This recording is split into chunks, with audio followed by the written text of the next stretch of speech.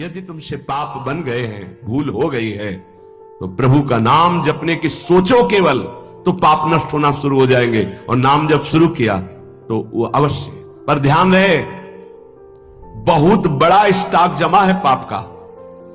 ये थोड़े दिन नाम जप करके अगर देखोगे कि ना तो नाम में मीठापन लग रहा है, ना नाम हमको सुख प्रदान कर रहा है लौकिक, ना हृदय में शांति, जलन बढ़ती जा रही, चुपचाप बढ़ाते जाना, नाम बंद मत करना।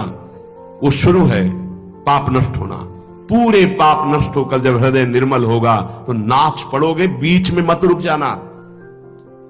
बीच में जलन पैदा करेगा, बड़े अंदर आपको ऐसे लगेगा कि बहुत ऊबन हो रही, नाम नहीं करना और सब कुछ कर लेना, ये आपको मन प्रेरित करेगा, आप नाम पकड़े रहिएगा। तो नाम जप और सत्संग में कौन श्रेष्ठ है? नाम जप में और सत्संग में कौन श्रेष्ठ है?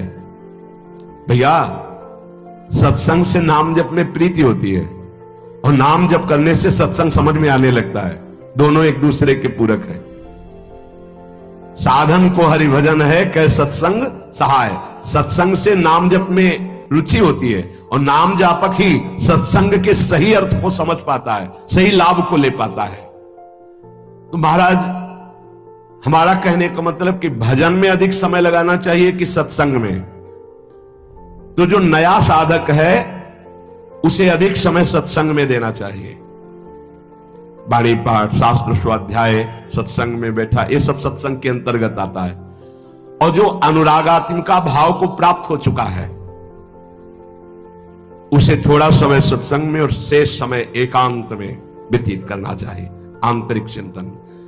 जैसे जब भाव का प्रादुर्भाव होता है तो फिर किसी शास्त्र के स्वाध्याय की रुचि नहीं रह जाती, क्योंकि निश्चय हो चुका है ना, लक्ष्य निश्चय हो चुका है, अब कुछ जानना है नहीं, बस अपने प्रीतम की लीला संबंधी, रूप संबंधी बातें, इसके बाद अब कुछ जानना नहीं, क्योंकि और कुछ पाना नहीं, और कुछ करना नहीं। अनुरागात्मिका भक्ति जब हृदय में बढ़ती है तो फिर इष्ट मिले और मन मिले, मिले भजन रस रीति, बस उससे चर्चा हुई और पूरा जीवन, पूरा समय एकांत चिंतन में, आंतरिक चिंतन में। शास्त्र और लोक व्यवहार ये सब अनुरागात्मिका भक्ति वाले को फिर आगे चलकर रुचते नहीं है, कुछ अच्छा नहीं लगता।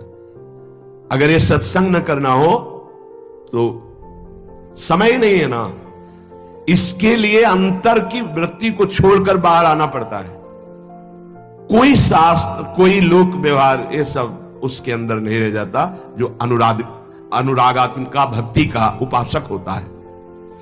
जो प्रेम लक्षणा भक्ति का उपासक होता है, विविध शास्त्रों का स्वाध्याय करना, विविध प्रकार की वार्ता सुनना, ये उसका स्वभाव नहीं होता, उससे मन हट जाता है। बस आराध्य देव की वार्ता, आराध्य देव की सेवा, आराध्य देव का मंत्र, आराध्य देव का चिंतन, समिट गया। बाबा भजन करने में ये संचित कर्म बहुत बाधा देते हैं। क्या ये बात सही है कि जैसे भजन में लगे तो कहो इतनी प्रतिकूलता आ जाए, इतना दुख आ जाए कि आपका भजन छूट जाए? हां, भजन करने में संचित कर्म बाधा पहुंचाते हैं, पर दृढ़ता यदि है तो बाधा कुछ बिगाड़ नहीं पाएगी, आगे बढ़ जाएगा, बाधाएं नष्ट हो जाएंगी। प्रायः यदि गुरु वचनों पर दृढ़ नहीं है तो फिसल जाएगा और बाधा गिरा देगी। पूर्व के पाप, पारिवारिक मोह, विषय भोगों की इच्छा, कहो ऐसा अपमान का वातावरण कि तुम्हारा उपहास हो, तो लगेगा कब तक सहे, छोड़ो यार, वो बाधाएं उसे परास्त कर देंगी। बाबा कह रहे हां, भजन करने के लिए जब कोई कमर कसता है तो पूर्व संचित पाप बाधा डालते हैं, पर जिसका दृढ़ संकल्प हो गया है, पीछे कदम नहीं हटाना, इसमें ध्यान रखना, पीछे कदम नहीं हटाना, इतनी सीख ले लो।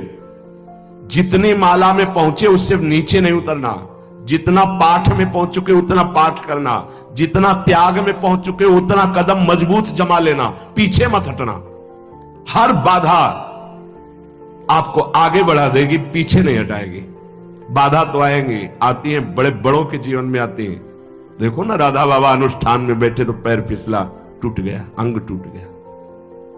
ये पूर्व संचित कर्म जो हैं, पाप कर्म, ये बड़े बड़ों को बाधा पहुंचाते हैं। बस दृढ़ता होनी चाहिए।